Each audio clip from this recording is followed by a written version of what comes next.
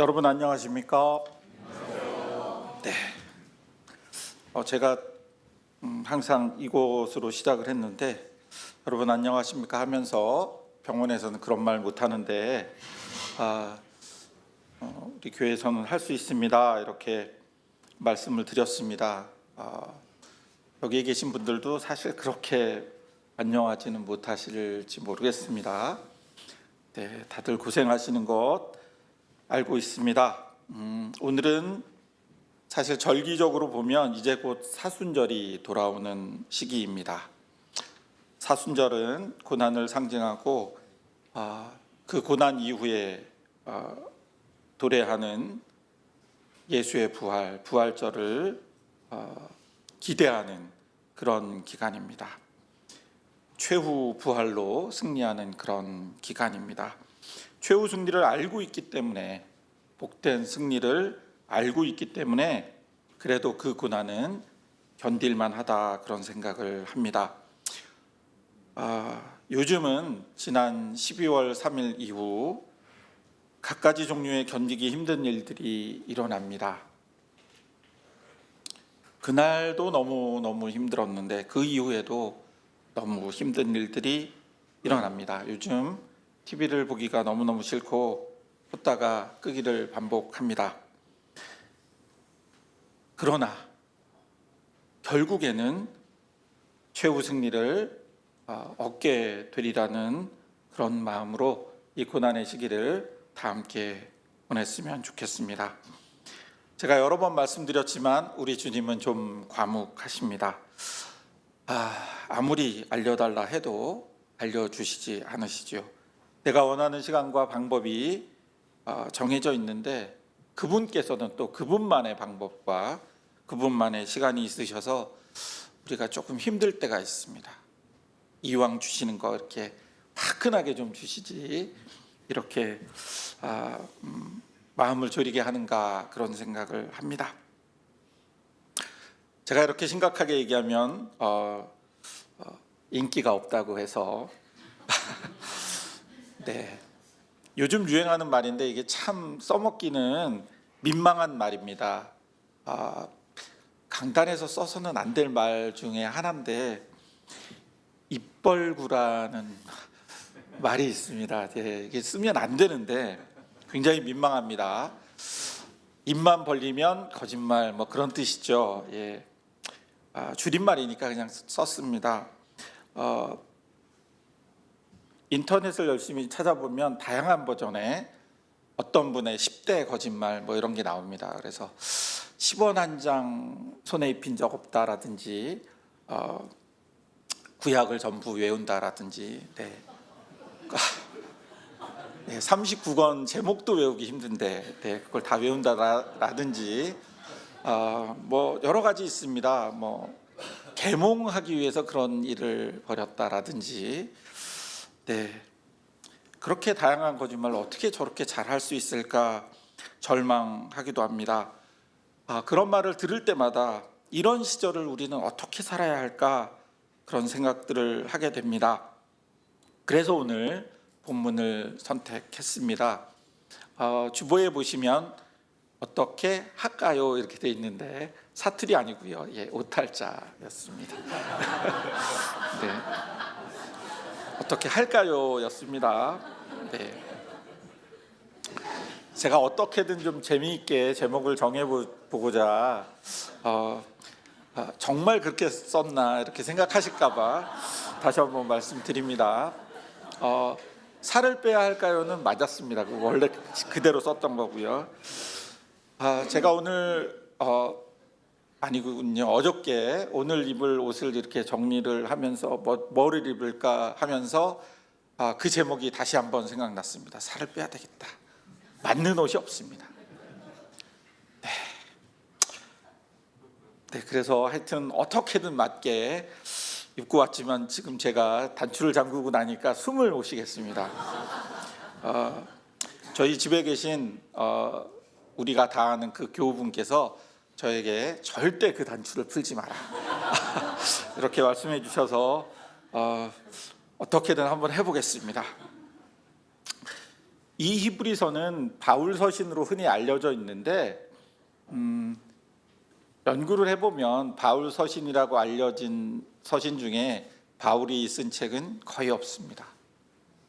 참 놀랍죠? 하여튼 바울 서신으로 알려져 있습니다.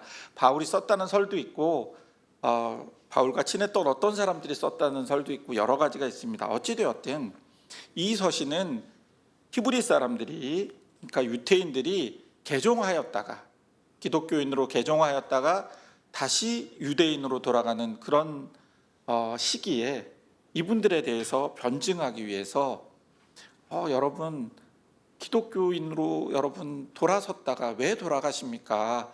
여러분 그렇게 사시면 안 됩니다. 이렇게 사셔야 합니다라고 변증하기 위해서 썼던 것만은 분명한 것 같습니다. 개종한 유대인들이 다시 유대교로 돌아가고 있습니다.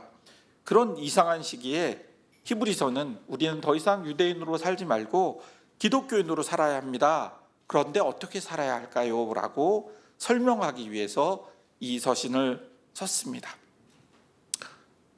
12월 3일 이후 그 밤을 지나고 12월 4일부터는 모두들 내란이다 라고 소리쳤습니다. 너무나 분명해서 이견이 없을 것이다 생각했습니다. 스물스물 시간이 흐르고 나니까 이상한 내용들이 튀어나옵니다.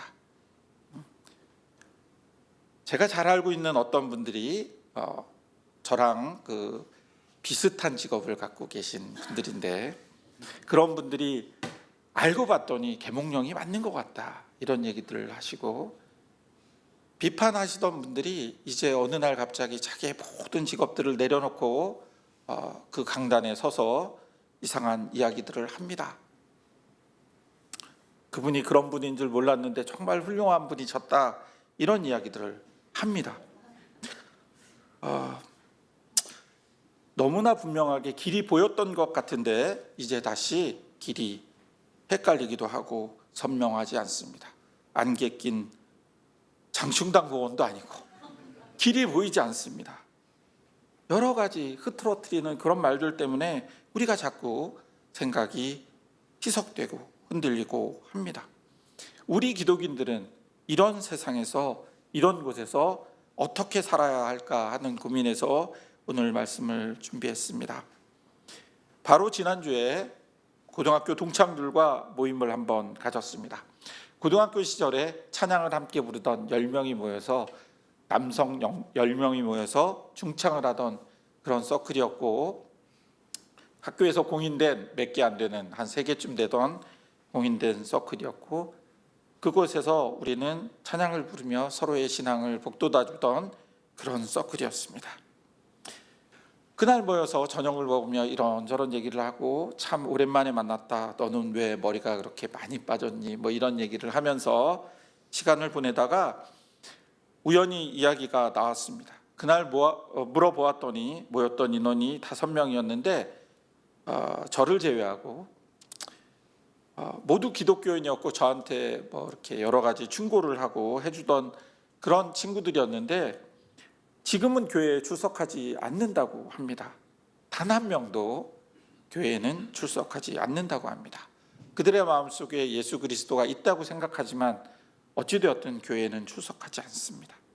그날 제가 오늘 이 자리에서 하는 것 같은 정치적 발언을 살짝 이야기했더니, 한 명의 친구는 저에게 동조했지만 다른 친구들은 목사가 무슨 그런 정치적인 이야기를 하냐며 저를 탓했습니다. 너무너무 친한 친구들이기 때문에 그런 일로 마음을 상하지는 않았지만, 목사가 기독교인이 정치적인 이야기를 하면 안 된다고 저한테 이야기했고, 저와 아주 긴 이야기가 이어졌습니다. 왜 그들은 이렇게 되었을까? 왜 교회에 더 이상 출석하지 않는 사람이 되었을까? 우리 기독인들은 어떻게 살아야 할까라는 고민이 저에게 계속해서 다가왔습니다. 그날 제가 했던 말은 성경 얘기가 아니라 다른 유명하신 어떤 분의 이야기였습니다. 세상에 사는 모든 것은 정치 경제적이다. 네. 홍장원 제1차장이 자기를 빨갱이라고 부른다고 굉장히 슬퍼했는데 제가 모든 것이 정치 경제적이다라고 어떤 분의 말씀을 인용했다고 저를 빨갱이로 보지 마시기 바랍니다. 저 39개월 동안 군대를 갔다 온 육군 장교 출신의 그런 사람입니다. 빨갱이 아닙니다. 옷도 파란 것만 주로 입습니다. 어떻게 살아야 할까? 히브리서 13장이 우리에게 작은 실마리를 준 것 같습니다. 첫 번째 구절입니다. 계속해서 사랑하십시오.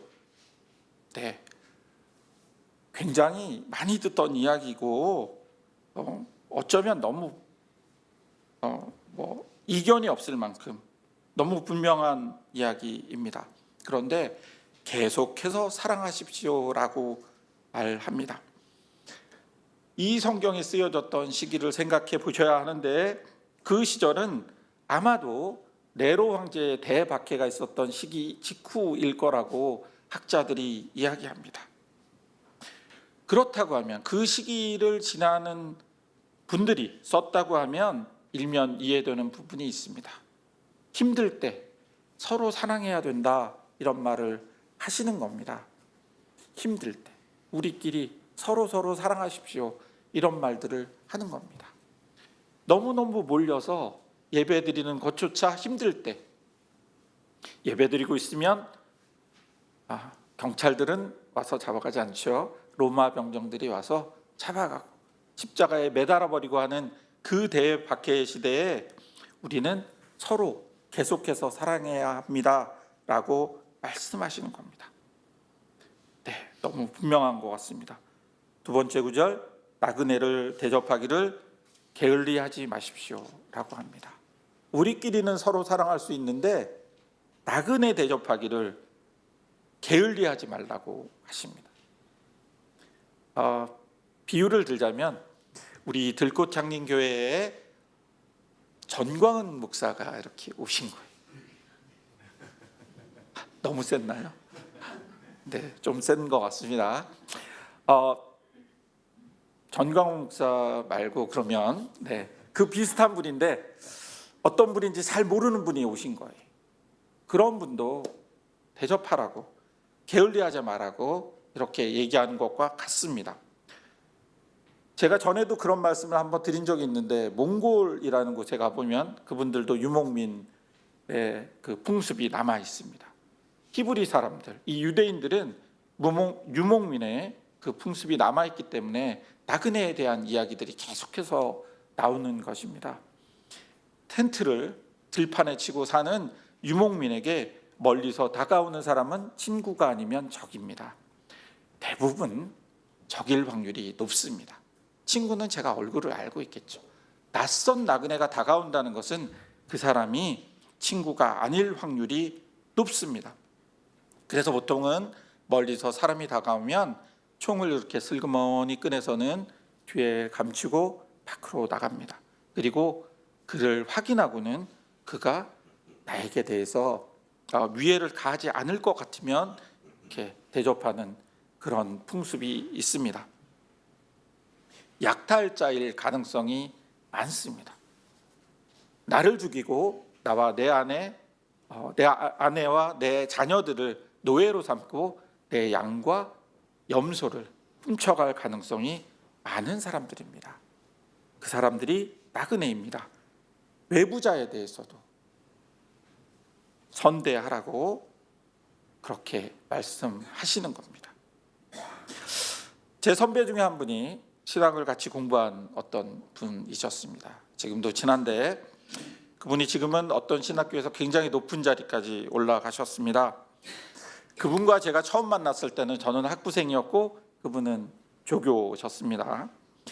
그분이 항상 하는 말이 있었습니다. 가는 말이 더러워야 오는 말이 곱다. 세상에 신학 교수가 이런 말을 했습니다. 그때는 교수는 아니셨죠. 반은 농담이셨는데 그 선배는 이렇게 말했습니다. 그리고 저희를 만나서 학부생인 저희를 만나서 이런 얘기를 하면서 까다롭게 굴었습니다. 대답을 크게 하지 않으면 결석이라고 우리를 괴롭혔습니다. 그분의 그 이야기는 나중에 친해지고 나서 들었더니 까다롭게 구는 성격을 보여줘야 남들이 자기를 편하게 대하지 못하고 아주 힘들게 존중한다는 그런 뜻이었습니다. 저는 지금도 이 말에 동의하지는 않습니다. 나중에 그분과 친해지고 보니까 참 좋은 사람이고 괜찮은 사람인데, 그리고 까다로운 사람도 아니었습니다. 그런데 항상 이런 말을 하고 다녔던 기억이 납니다. 가는 말이 더러워야 오는 말이 고울까? 우리는 그렇게 살지 말라고 성경 말씀은 우리에게 이야기합니다. 유튜브에서 봤는데 어떤 사람이 자신의 영업 전략을 이야기해 줍니다. 청소를 하시는 분인데 이분은 굉장히 성공했습니다. 그런데 청소를 하기 전에 그 가게들을 돌아다니면서 간판들을 이렇게 본다고 합니다. 그래서 간판에 거미줄이 쳐져 있고 하면 안에 들어가서 이렇게 말합니다. 제가 밖에 있는 간판에 거미줄을 좀 치워드려도 될까요? 그러면 보통 사람들은 굉장히 그분에게 뭐 그러세요 이렇게 이야기한다고 합니다. 돈 드는 일 아니고 거미줄을 내가 하기도 힘든 그 일을 해주겠다고 하니까 좋아한다고 합니다. 복장도 잘 갖추고 청소하는 분입니다라고 아예 써갖고 이렇게 들어가서는 그렇게 말한다고 합니다. 그리고 거미줄을 제거해주고 창문에 먼지들이 잔뜩 묻어 있으면 이것도 좀 닦아드리겠다고, 그러면 그거 돈 드는 일인가요? 얼마인가요? 이렇게 물어본다고 합니다. 아닙니다, 제가 그냥 해드립니다 하고 닦아드립니다. 그러면 거의 100% 이렇게 한다고 합니다. 음료수를 하나 슬쩍 들고 오셔서는 감사하다고 이렇게 주신다고 합니다. 그러면 그 음료수를 절대 거절하지 않고 받으면서 자기의 연락처를 이렇게 싹 꺼내서 청소하는 사람인데, 나중에 필요하시면 불러주십시오 하고 주면은 그냥 가서 저 청소하는 사람이고 이렇게 잘합니다, 굉장히 멋있게 프레젠테이션 하는 것보다 그것이 훨씬 더 그 사람들의 마음을 움직인다고 합니다. 그리고 그 음료수를 맛있게 먹고 그 자리에 버리는 것이 아니라 그분께 다시 드리면서 요거 좀 잘 분리수거 해 주십시오라고 하면서 아름답게 그 자리를 끝낸다고 합니다. 자신이 선행을 하면서 처음 만나는 나그네가 나에게 다가오는 것이 아니라 누구에게 다가가서 나그네에게 다가가서 선행을 하고 그를 통해서 환대를 이끌어내고 그것을 통해서 영업을 성공하는 그런 이야기를 봅니다. 영업을 하는 분들도 이런 정도로 한다는 것이 제가 그 유튜브를 보면서 느낀 것이었습니다. 일반인들도 이렇게 하시는데 기독인들은 어떻게 해야 될까? 나그네를 잘 대접해야 한다라는 이야기입니다. 나그네를 대접하다가 우연히 천사를 대접한다는 이야기가 그 다음 구절에 계속해서 나옵니다. 구약의 예를 들어보면 아브라함이 그 시절에는 아브라함도 아니고 아브람이었습니다. 지나가던 나그네를 잘 대접했는데 알고 봤더니 천사였다. 그리고 아들을 낳을 것이라고 이제는 저 안 되는데요, 이렇게 말하는 아브라함에게 아들을 낳을 것이다 라고 말씀해 주신 그 장면, 소돔성에 있는 롯에게 찾아왔던 나그네, 그 나그네를 잘 대접했더니 돌아가면서 내가 소돔을 멸망시킬 것이다 말해 주었던 그 천사, 그런 예들이 있습니다. 제가 이야기를 하다가 이렇게 심각해지면 꼭 농담을 하나 하려고 하죠. 네, 기대하신 대로 하나 하겠습니다. 창세기 13장 5절에 보면 찾아보시면 있으시지만 개역 개정으로 찾으셔야 했습니다. 성경에 보면 놀라운 말들이 다 있습니다. 성경에 어떤 분들이 성경을 이렇게 들고 이 성경 속에 세상의 모든 말들이 있습니다 이렇게 말씀하시는 분들을 제가 많이 봤는데 진짜인 것 같기도 합니다. 여러분 뭘 제일 좋아하십니까? 혹시 이번 주 로또 사셨나요? 네. 사신 분도 계실 테지만 하여튼 성경에 로또도 있습니다. 안 믿으시는군요. 있습니다. 13장 5절에 보면 이런 말이 나옵니다. 아브라함과 더불어 롯도 양과 소와 장막이 있으므로 이렇게 로또 있죠. 네, 진짜 있습니다. 찾아보면 있더라고요. 네, 감사합니다. 야심차게 준비한 저의 웃음 코드 맞춰주셔서 감사합니다. 나그네 대접하다가 우연히 천사를 대접할 수도 있습니다. 저는 그래서 저희 병원에서 이렇게 이야기합니다. 의사 선생님들께 이렇게 이야기합니다. 앞에 있는 분이 연세 많이 드셔서 귀도 잘 안 들리시고 여러분이 하시는 그 전문적인 용어를 막 섞어 쓰면 한마디도 못 알아듣지만 그분이 그 모습으로 앞에 있지만 그리스도께서 그분의 모습으로 현현에 계신다고 생각하시고 대접해 주십시오. 좀 못 알아들으시면 편한 말로 중학교 2학년 3학년이면 알아들을 수 있는 말로 얘기해 주십시오. 이렇게 이야기합니다. 네, 그 말을 좋아하시는 분도 있었습니다. 심지어 제가 잔소리한다고 싫어하는 의사 선생님들도 계시지만 좋아하시는 분도 계셨습니다. 그래서 자기는 그렇게 하겠노라고 제 손을 꼭 붙잡고 그렇게 말씀하신 분도 있었습니다. 나그네 대접하다 보면 우연히 천사도 대접할 수 있다. 이런 말씀을 오늘 본문은 이야기합니다. 그 다음 구절은 감옥에 갇혀 있는 사람들을 생각하되 여러분도 함께 갇혀 있는 심정으로 생각하십시오. 여러분도 몸이 있으니 학대받는 사람들을 생각하십시오라고 이야기합니다. 이 부분에서 되게 유명한 역사를 가르치시는 어떤 분은 이 부분을 들으면서 감옥에 계신 어떤 분을 생각하실지 모르겠습니다.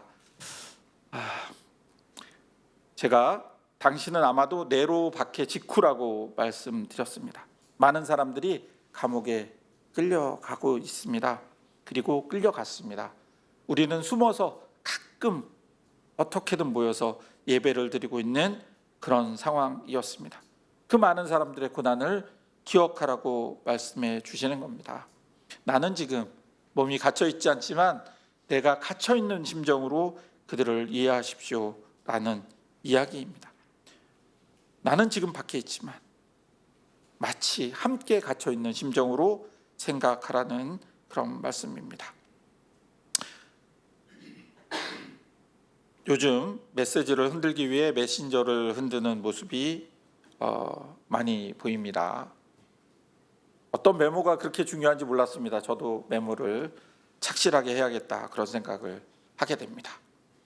시간이 어떻고 필적이 어떻고 네 가지 종류가 어떻고 저는 네 가지가 이렇게 약간 죄송합니다. 이상한 유머 코드를 쓰려다가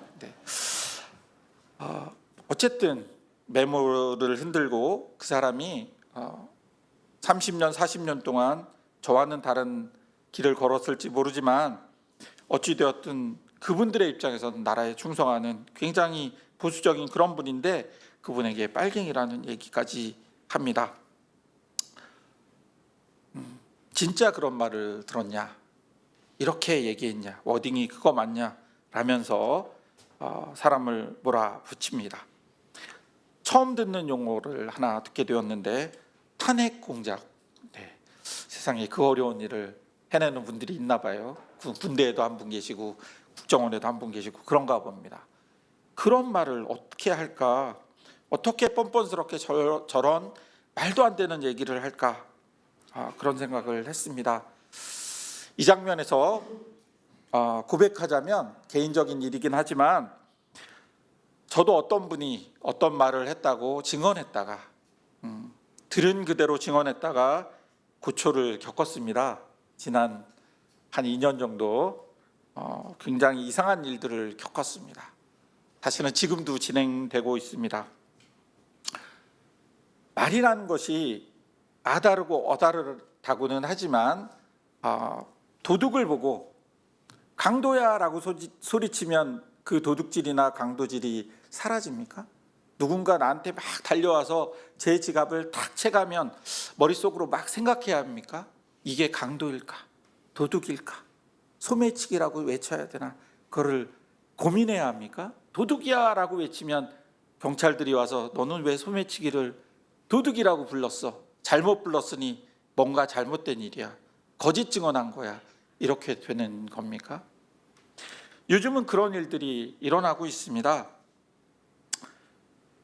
감옥에 갇힌 사람을 생각하라는 것은 이상한 짓을 해서 정말 감옥에 갇힐 만한 사람을 생각하라는 것이 아니라 의에 고난받는 이들을 기억하라는 것입니다. 지금 구속받아 마땅한 사람이, 구속 수사를 해야 마땅한 사람이 구속되어 있는 것을 걱정하라는 뜻이 아니라, 지금은 구속되어 있지 않지만 마치 구속되어 있는 것과 같은 그런 대접을 받고 그런 취급을 받고 그런 불편함을 갖는 의에 고난받는 사람들을 기억하라는 것입니다. 그 뒤에 이런 말씀도 나옵니다. 돈을 사랑하지 말고 지금 가진 것에 만족하십시오. 네, 집에 계신 맹주원 배우께 제가 같은 말을 드렸습니다. 네, 제가 맨날 혼나는 사람인데 제가 뭐 딴 거는 그렇게 큰 소리 칠 일도 없지만 그렇게 큰 약점이 있지는 않은데 제가 큰 부자가 못 된 게 상당히 힘듭니다.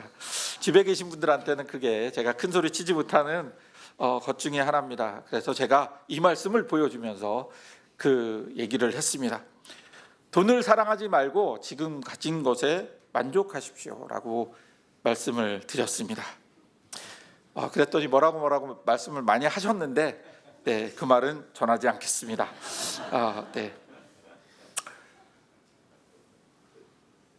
이 구절은 단순히 돈 이야기는 아닐 것입니다. 돈으로 대표되는 모든 물적 어떤 것들, 공의 세계가 아니라 세계 만져지는 것들, 물질적인 것들, 그런 것들을 자족하라고 우리에게 요청하는 것 같습니다.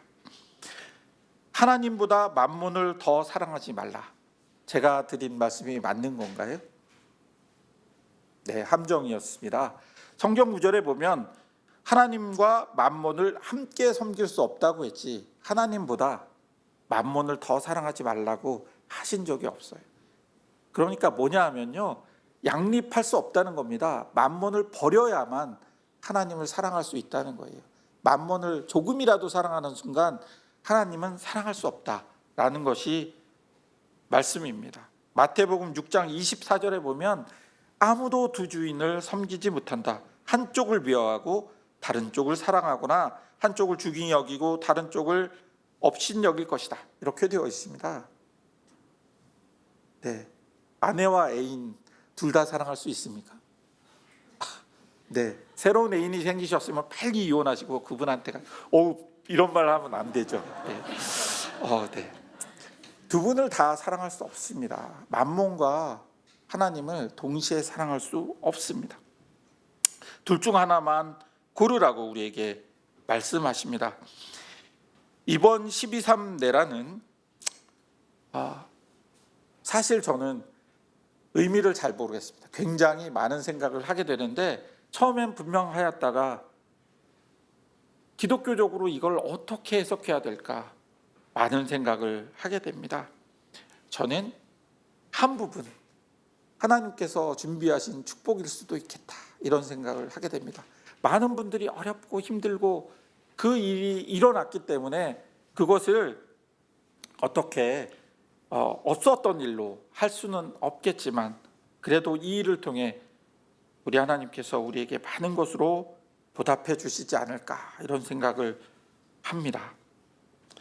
이 내란이 없었다면 그가 그냥 평소처럼 계속해서 버티고 지나갔다면 어쩌면 우리는 속절없이 시간이 갔을 수도 있습니다. 3년은 너무 길다 말만 했지 그 3년이 그냥 지나갈 수도 있지 않았을까 그런 생각을 합니다. 그런데 그가 더 가지려고 지금 가진 것도 모자라서 더 가지려고 완전히 가지려고 영구집권하려고 하는 욕심에서 이 일이 일어난 것이 아닌가 그런 생각을 해봅니다.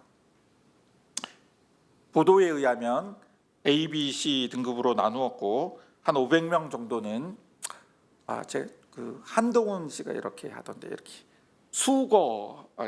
수거하여 어떻게 처리할 거라고 그런 계획이 있었다고 합니다.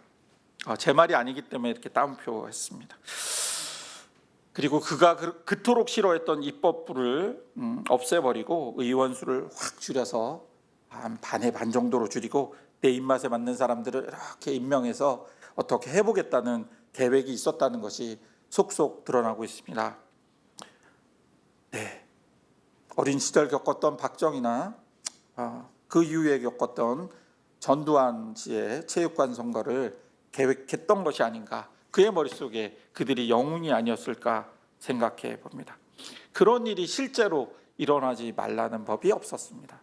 정말 상상해 보면 그분의 워딩이 불법을 더해서 뭐 이렇게 했다고 그러잖아요. 제가 하도 재밌어서 저도 같이 써보면 기적에 기적을 더해서 우리가 그날 정말 이 일들이 일어나지 않고 계획이 실패하고 우리에게 그래도 희망을 가지는 지금의 이 순간이 온 것이 아닌가 생각을 해봅니다. 합리적인 생각을 가진 사람이라면 절대 상상하지 못할 일들을 그들은 계획했고 시작했습니다.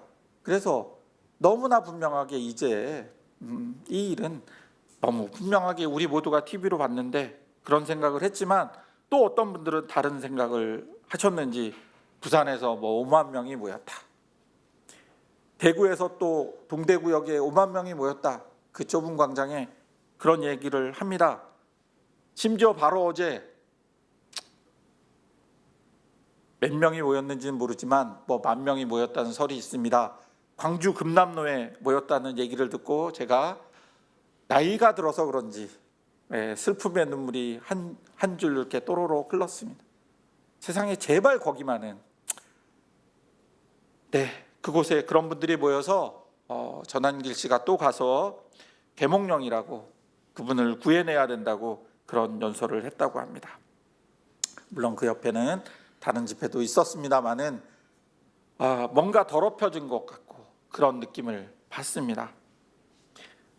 심지어 어떤 분들은요 굉장히 좋은 분들입니다. 평소에 만나보면 완전히 멀쩡하시고 점잖으시고 많이 배우시고 많이 가지셨고 훌륭한 지위에 있으신 분인데, 그리고 평소에는 철을 붙들고 사람 좋은 웃음으로 따뜻하게 맞아주셨던 그런 분들인데 갑자기 그분들과 비슷한 얘기를 합니다. 불법 선거가 있었고 지금 국회의원들은 다 저도 중국을 좋아하지는 않습니다. 왜냐하면 제가 샀던 중국산 제품이 빨리 고장났기 때문인데 그렇게 중국을 미워하는지 몰랐습니다. 저도 싫어하지만 저는 중국 음식 때문에 포기하지 못하겠습니다. 너무 심각하게 말씀을 드리다가 제가 이렇게 조금 어떻게든 스팀을 빼보려고 합니다. 그런 슬픈 일들이 일어납니다. 그러나 비교해 보면 정말 우리가 겪고 있는 이 불만 가득한 정말 견디기 힘든 이 시절이 네로 시절보다 못할까요? 그때는 로마 병정들이 와서 체포영장 없이 그냥 구금했고요. 재판 없이 십자가에 매달아 버렸습니다. 군정이 그거보다 더한 군정은 없었을 것입니다. 물론 단순 비교하는 것은 그렇습니다. 세상에 제일 힘든 것이 원래 없는 것이 아니라 줬다가 뺏어가는 게 제일 힘든다고 하죠.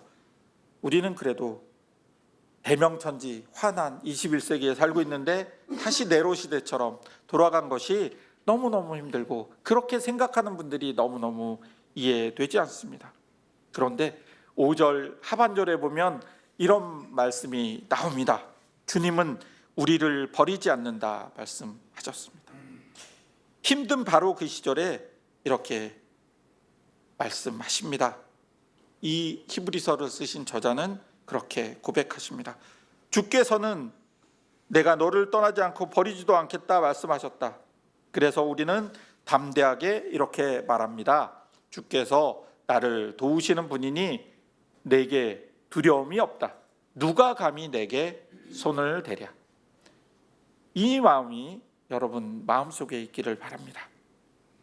시편 23편은 이렇게 말씀하십니다. 주는 나의 목자시니 내게 부족함이 없다. 구구절절 그 뒤로 나옵니다. 나에게 정말 부족함이 없다라고 말씀하십니다. 우리가 정말 힘들고 지칠 때 이 말씀들이 여러분의 마음속에 힘을 주시기를 바랍니다. 제가 한 4살쯤 됐었던 것으로 기억하는데 그 어린 시절에 이사를 한 적이 있습니다. 경북 포항으로부터 강원도 영월군에 있는 작은 광산마을로 이사를 했습니다. 기억나는 것은 새벽 즈음에 도착했고 해도 뜨지 않았습니다. 부슬부슬 비가 내렸던 것으로 기억하는데 이삿짐 트럭에서 어머니와 제가 둘이 내렸습니다. 기억은 그것뿐입니다. 낯선 강원도에 회사 사택을 하나 얻었다고 하시는데 그 사택에 가기 위해서 언덕을 올라왔습니다. 어린 나이에 깜깜한 밤에 비 내리는 그곳을 오르는 것이 굉장히 힘들었던 것으로 기억합니다. 익숙치 않은 풍경에 더 힘들었을 것으로 생각됩니다. 지금 생각하면 내 옆에 계셨던 그분도 역시 낯설고 힘들었을 테지만, 그리고 저에게 솔직히 저보다 나을 것도 없는 아무 힘도 없었을 테지만 저는 그 어머니 손을 붙잡고 그 언덕을 걸어 올라갔습니다. 그 손이, 제가 잡은 그 손이 힘이 되었고 안심이 되었습니다. 하물며 그 힘없는 어머니 아니고 하물며 주님이 나를 도우시는 분이라면 무슨 두려움이 있겠습니까? 결국은 우리 모두는 주님에게로 돌아가야 하고 주님이 우리의 길이라는 것을 깨달아야만 합니다. 주님 편에 서 있으면 실패가 없습니다. 사실은 주님은 언제나 우리 곁에 계셨는데 내가 주님 편에 서 있느냐가 중요할 것 같습니다. 네, 다시 또 심각해지셨으니 지난주에 있었던 이야기를 제가 제천으로 제 아들이 군대가 있는데 제천에 있습니다. 그래서 휴가가 끝나서 데려다 주면서 휴가를 내고 제가 운전을 하는 차에 태우고는 제천으로 차를 몰았습니다.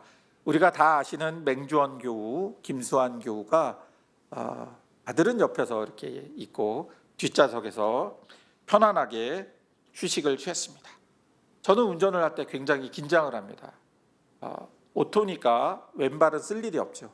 그럼에도 불구하고 왼발에 쥐가 날 정도로 잔뜩 긴장을 하고 오른발로 밟았다 놨다 하면서 굉장히 빠른 속도로 갑니다. 왜냐하면 복귀 시간을 맞춰야 되잖아요. 가기 전에 저녁은 먹여서 보내야 되잖아요. 그래서 그렇게 시간을 맞추기 위해 잔뜩 긴장하고 꽤 먼 거리를 고속도로를 열심히 운전했습니다. 그런데 제가 섭섭했던 것은 뒷좌석에 앉았던 맹주원 교우, 김수환 교우, 이 두 분의 교우는 제가 말씀에 꼭 써먹으면 굉장히 싫어하지만 싫어한다는 것까지 얘기하면서 써먹겠습니다. 네. 저는 그렇게 긴장하고 운전을 하고 있는데 제가 뭐가 그렇게 믿음직한지 뒤에서 거의 자는 듯한 모습을 보였습니다. 편안한 모습을 보였습니다. 아마도 제가 제대로 길을 가고 있다는 것을 알고 있었기 때문입니다. 저는 장교훈련 중에 독도법이라는 것이 있습니다. 네, 그거를 관학한 몇 명 안 되는 학사장교 중에 한 명입니다. 한 1000명 중에 한 10명 정도가 관학을 했는데 그 중에 하나가 저입니다. 그만큼 길을 잘 못 찾는 사람인데 우리에게는 문명의 이기가 있습니다. 내비게이션, 모든 핸드폰에 다 달려 있어서 저는 핸드폰을 그날 2개 들고 갔습니다. 그래서 하나를 꽂아놓고 이게 틀리면, 잘 안 되면, 버벅거리면 다른 핸드폰을 써야 되겠다라고 갔습니다. 제가 올바른 길로 가고 있다는 것을 알았기 때문에 제 집에 계신 높으신 분 맹주원 교우와 더 높은 우리 김수환 교우가 편안하게 갔습니다. 저는 이렇게 생각합니다. 길을 찾아서 바른 길을 걷고 있는 사람은 편안하다. 우리에게 길은 누구입니까? 오늘 읽은 요한복음 14장 6절에 보면 나는 길이요 진리요 생명이다 이렇게 말씀하십니다. 길, 진리, 생명 세 글자를 늘어놨지만 사실은 하나일 것입니다. 길, 맞는 길, 같은 말이라고 생각합니다. 또 예를 들어보겠습니다. 여러분 도를 아십니까? 이런 얘기 많이 들어보셨죠? 제가 좀 이렇게 그쪽으로 생겼나 봅니다. 제가 지나가면 꼭 이런 분들이 오셔요. 기운이 좋으시다고. 점심도 못 먹어 배고파 죽겠는데 지나가다 보면 저를 붙들고 얘기합니다. 기운이 좋으시다. 네, 압니다. 이렇게 얘기하고 지나갑니다. 네. 여러분, 그분들의 그 질문 자체는 굉장히 좋으시죠. 도를 아십니까? 길을 아십니까? 이런 거 아니겠습니까? 여러분, 길을 아십니까? 너무나 당연하게도 우리는 이 자리에 모여 함께 드리고 있는 우리들은 길을 이미 알고 있습니다. 우리는 기독인입니다. 길은 예수께 있다. 길은 우리 하나님께 있다는 것을 알고 있습니다. 저는 특정 정당인이긴 합니다. 그 당비를 내는 정당인이긴 하지만 그렇다고 이 자리에 모인 우리 모두가 같은 정당인도 아니고 사회운동가도 아니고 그들이 말하는 좌파도 아니고 제가 왼쪽에 시계를 꼈다고 제가 좌파입니까? 습관적으로 좌측 통행을 한다고 요즘 우측 통행으로 바뀌었는데 옛날 버릇이 남아서 좌측 통행을 한다고 제가 좌파입니까? 군대도 갔다 왔는데 예비군 훈련도 다 끝냈는데 제가 좌파여야 합니까? 제가 국제사회주의자도 아닙니다. 본질은 이곳에 모인 우리 모두의 본질은 기독인이라는 것입니다. 우리는 길이 되시는 예수 그리스도를 따르는 사람들입니다. 그리고 하나님 편에 서서 그 길 위에서 서서 같이 걸어갈 때 우리는 아무 두려움이 없을 것입니다. 누가 감히 하나님께서 나와 함께 하시는데 누가 감히 나에게 손을 대랴. 네. 하나님 나한테 까불면 땡땡해 이렇게 말씀하시는 어떤 분 계시지만 그분의 그 말씀 아니죠. 그분의 그 망언이 정말 말이라고 생각하는 사람은 아무도 없습니다. 7절에 보면 여러분의 지도자 영적 지도자이자 신앙 선배들이 어떻게 살고 어떻게 죽었는지 살펴보고 그 믿음을 본받으라고 말씀하십니다. 그래서 우리는 오래전 1000년도 넘었던 구약성서에 쓰여진 일들을 기억하고 읽고 그분들과 만나고 얼굴도 모르고 외모도 우리와 다르게 생겼던 다른 민족인 그분들의 이야기들을 우리가 살펴보는 것 아니겠습니까? 초대교회 사도들이 어떻게 살았는지 어떤 의미 있는 삶을 살고 어떻게 죽었는지 살펴보는 것 아니겠습니까?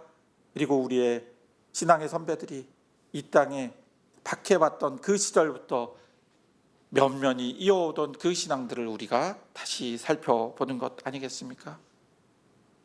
일제에 맞서서 내가 이 만세운동을 벌이는 순간 일제 총칼에 죽을 것 같은 그 순간에도 그분들은 나서셨습니다. 그리고 기꺼이 감옥에 갇히셨습니다. 요즘 저는 참 힘이 듭니다. 너무나 분명해 보였고 적이 분명해 보여서 싸우기 좋았던 그때와 달리 정말 말도 안 되는 일들이 일어납니다. 혼란스럽습니다.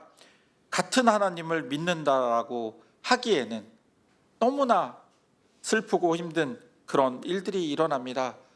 그나마 중립적이었던 어떤 분들도 제가 처음에 말씀드렸지만 이상한 말들을 합니다. 그때는 몰랐는데 가만히 살펴보니 그럴만 했던 것 같다. 이런 얘기를 최근에 하셨다는 분도 있습니다. 같은 하나님인데 왜 저에게 해주는 말과 다른 사람들에게 해주는 말이 다를까? 하나님 왜 이러십니까? 제발 좀 말씀 좀 해주세요. 마음이 매우 상합니다. 그런데 제가 서두에 말씀드렸던 사순절 기간은 우리가 끝을 알고 달려갑니다. 그래서 그 고난, 40일 동안 겪는 고난이 그렇게 슬프지 않습니다. 끝날 것을 알기 때문에. 매우 마음이 상하지만 우리 하나님께서 우리 편에 서 계시고 우리가 하나님 편에 서서 그 길 위에서 같이 걷고 있는다는 것을 기억해 주시기 바랍니다. 교우 여러분, 오늘 본문은 우리에게 분명히 말씀하십니다. 예수 그리스도께서는 어제나 오늘이나 영원히 한결같은 분이십니다. 여러 가지 이상한 교훈에 끌려다니지 마십시오. 음식 규정을 지키는 것으로 튼튼해지는 것이 아니라 은혜로 마음이 튼튼해지는 것이 좋습니다. 음식 규정에 매어 사는 사람들은 유익함을 얻지 못하였습니다. 유태인들이 다시 돌아간다고 말씀드렸잖아요. 그때 그분들에게 하시는 말씀입니다. 이분들에게 음식은 굉장히 중요한 것이었습니다. 음식 규정을 깨트리는 순간 자신은 유태인이 아닌 거예요. 그렇게 중요한 것이었습니다. 근데 그게 이제는 중요하지 않다. 뱀장어 먹어도 되고 돼지고기 먹어도 된다라고 얘기해 주시는 거예요. 이거 갖고 얘기 드리면 한 3, 40분 얘기 드려야 되는데 오늘은 그냥 넘어가겠습니다. 네. 이상한 교훈에 끌려다니지 마시라고 말씀드립니다. 성경 말씀으로 이상한 얘기 얼마든 할 수 있습니다. 제가 전에 말씀드렸죠. 어떤 술도같이 파는 저녁에 술도같이 파는 식당에 이런 구절 써놨다고 말씀드렸잖아요. 내 영혼아 먹고 마시고 즐거워하자. 네, 성경 말씀 이렇게 크게 목사님이 지나가다 얘기하셨죠. 그런 구절이 있지만 그 다음 구절을 마저 보십시오. 먹고 마시고 즐거워하자 하나 오늘 너의 영혼을 가져가시면 어떻게 하겠는가가 전문입니다. 앞부분만 뚝 잘라 쓰시면 어떻게 해요? 이렇게 얘기하시잖아요. 성경 말씀으로 얼마든 이상한 이야기 할 수 있습니다. 저는 이장님의 지직거리는 스피커이기를 원하지 이장님 말씀을 그대로 전하는 제 말을 하는 굉장히 좋은 오디오이기를 원하지 않습니다. 여기에 계신 우리 모든 교우분들도 그렇게 생각하시리라고 생각합니다. 하나님께서 주시는 그 말씀, 그 길 위에 똑바로 걸어가야만 우리는 편안하고 행복한 삶 그리고 부활하는 삶을 얻을 수 있을 것 같습니다. 매번 말씀드리지만 우리 주님은 조금 과묵하십니다. 이 말씀을 준비하고 그리고 이렇게 말씀을 드리는 이 시간도 조금 답답하고 한치 앞의 미래를 5분 후에 우리의 인생을 알지 못하는 유한한 인간인 우리는 불안하기만 하지만 우리 주님에 대한 절대적 신뢰를 갖는다면 그분이 결국 승리하리라는 것을 알게 된다면 우리의 불안은 사라질 것입니다. 절대로 실패하지 않을 만큼 철저하게 준비되었던 그 내란도 막아주신 하나님, 그리고 막아주시기 위해 우리의 역사를 우리에게 기억하게 하신 그 하나님, 그래서 시민들도 달려나왔고 같은 공수부대지만 30년 전, 40년 전에 그분들이 했던 행동들을 주저주저하게 하는 그런 일들이 아마도 우리 주님께서 우리에게 큰 불행에서 막아주신 것이라고 생각합니다. 도를 아십니까? 길을 아십니까? 저의 질문, 어떻게 살까요? 길이 되신 우리 주님을 따라 올바른 길을 찾고 올바로 사는 것이 중요하다고 생각합니다. 길이신, 진리이신, 생명이신 주님과 함께 걸어가는 그것이 바로 어떻게 살까의 대답인 것 같습니다. 주님과 동행하는 우리 모두 되시기를, 그래서 같은 곳을 바라보는 그 가는 길에서 길 위에서 만나는 모두들 힘과 정성, 능력 모두 모아서 함께 동역하고 함께 그 길을 걸어가는 연합하는 우리 모두 되시기를 주님의 이름으로 축원합니다. 주신 말씀 기억하며 잠시 침묵하시겠습니다.